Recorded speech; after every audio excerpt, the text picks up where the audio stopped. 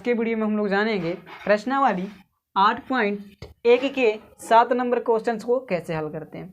7 number questions में दिया गया आपको कि cot थीटा बराबर 7/8, तो आपको निकालना है इसका मान और इसका मान निकालना है। तो चलिए बहुत ही आसान है। सबसे पहले आपको समकोण त्रिभुज की चर्चा करना होगा और उसमें किसका किसका मान दिया गया है उसको पहले चर्चा करना होगा। चलिए तो हम लोग जानते हैं कि cot थीटा के फॉर्मूला कौची होता है। तो सबसे पहले tan को जान लो, फिर कोट के आराम से निकाल लेंगे। तो tan बराबर होता है लंब बटा आधार, लंब बटा आधार, तो इसको होता है आधार बटा लंब, है ना। चलिए तो कोट का फॉर्मूला क्या होता है, आधार बटा लंब होता है, ये तो आपको अच्छा से पता है।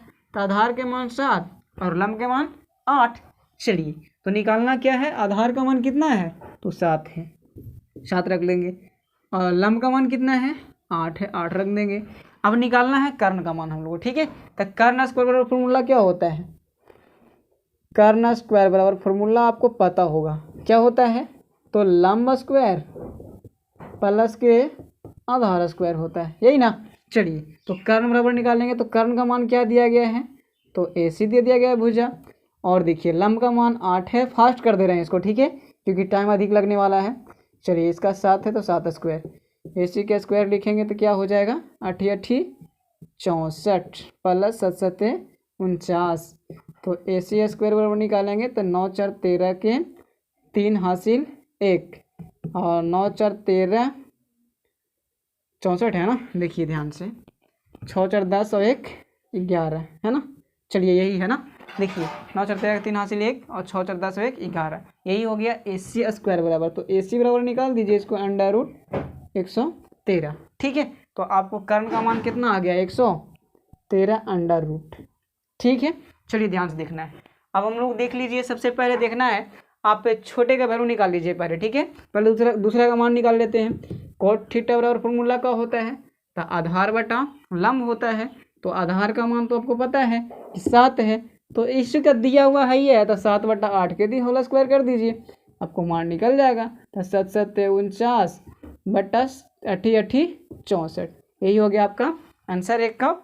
आप देखिए ध्यान से देखिए, इसको लॉन्ग मेथड है तो आपको समझना होगा ध्यान से। चलिए तो सबसे पहले आपको देखना है, सबसे लिखिए पहले 1 प्लस साइन थीटा का फॉर्मूला का होता है तो लंब बटा कर्ण होता है। तो लंब का मान लंब बटा कर्ण होता है ना, तो लंब का मान क्या है यहाँ पास, देखिए लंब का मान है 8, तो 8 लिख दीजिए। कर्ण का मान क्या है, तो √113 है, यही ना। चलिए ये लिख सकते हैं, उसके बाद में into 1 minus same to same खाली माइनस में करके 8 बटा कितना हो जाएगा √113, ठीक। आइए इसके बाद में फिर बटा, मेन बटा यही है ना। चलिए तो 1 प्लस cos थीटा का फॉर्मूला क्या होता है, तो आधार बटा कर्ण होता है। तो आधार का मान क्या दिया गया है 7 दिया गया है, कर्ण का मान चलिए देख लेते हैं 7, कर्ण का मान क्या दिया गया √113, घेर लीजिए इसको भी, इंटू माइनस में यहाँ पास लिखेंगे ना। चलिए तो 7 बटा √113, ठीक है। इतना करने आएगा, खाली मान बैठा देना है देख देख करके, ठीक। आइए उसके बाद में हम क्या करेंगे, इसका LCM ले लेंगे, ठीक है, और इसका भी LCM ले लेंगे, ऑटोमेटिक काम हो जाएगा, ठीक। आइए तो या फिर आप इसको ये भी कर सकते हैं, देखिए A plus B into A minus B आपको दिख रहा है, यहाँ भी A plus B into A minus B, आप ये कर सकते हैं। ये कौन सा फॉर्मूला पर सेट है, तो ध्यान से देखिएगा कौन से फॉर्मूला पर सेट है, तो A square minus B square पर।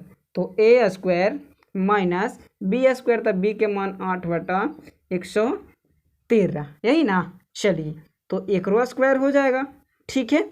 आइए उसके बाद में बटा कर लीजिए, यहाँ भी A plus B into A minus B, तो 1 का स्क्वायर माइनस 7 बटा √113 के दी होल स्क्वायर, कर सकते हैं ना, कर सकते हैं। आइए तो 1 का स्क्वायर कितना होता है 1 होता है, चलिए माइनस का माइनस हो गया, अब 8 8 कितना होता है 64 होता है ना। चलिए उसके बाद में रूट से स्क्वायर ख़त्म कर सकते हैं, तो आपके पास आ गया 113, है ना। चलिए उसके बाद में बटा लिखिए, फिर 1 का स्क्वायर 1 माइनस है तो माइनस दीजिए, 7 का स्क्वायर 49 बटा 113 है तो 113 लिख दीजिए, ठीक है। इतना करने आ जाएगा, चलिए आ जाएगा तो आगे बढ़ते हैं। अब ले लीजिए LCM, तो एलसीएम लेंगे तो 113 हो जाएगा। इसको एलसीएम लेना है, 1/1 कर सकते हैं इसको, ठीक है।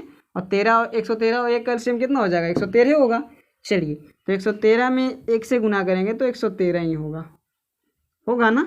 चलिए, उसके बाद में 113 से 113 खत्म, लेकिन बचा अपने पास 64, यही ना। मेन बटा ये है आपका। यहाँ भी एलसीएम लेंगे तो 113 ही होगा।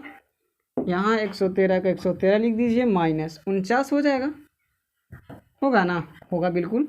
आइए इसको निकालते हैं, अगर मान है तो घटाइए इसको। 113 में से 64 जाएगा तो कितना बचेगा, देखिए 13 में से 4 गया तो कितना बचेगा, 9 बचेगा, ठीक है। उसके बाद में 11 में से 1 ले लिए उसको, ठीक है, तो कितना बच गया, 10 बच गया। 10 में से 100 गया था, 4 यानी 49, है ना।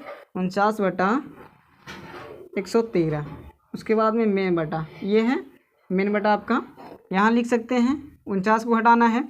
चलिए, तो 3 में से 9 यानी 13 में से 9 गया था, 4 बचेगा ना। चलिए, आइए उसके बाद में 10 में से 4 गया था, 6, ठीक है। इसके बाद में आ जाएगा 113 का 13। अब देखिए इसको काट सकते हैं, इसको बटा में करके यहाँ से इधर ले जाते हैं इसको, ठीक है। ध्यान से देखिएगा, समझ में आ जाएगा। अब 49 बटा कर सकते हैं 113 गुना 113 बटा कितना, 64 कर सकते हैं। अब ये से ये खत्म, तो आ गया आपके पास 49/64। यही हो गया आपका मेन आंसर हो गया, ठीक है। देखिए कितना लॉन्ग था, लेकिन कोई प्रोसेस ज़्यादा विशेष नहीं था। हम लोग खाली यहाँ फॉर्मूला पर सेट कर दिए, a + b × a - b, और विशेष नहीं है कुछ हल करने।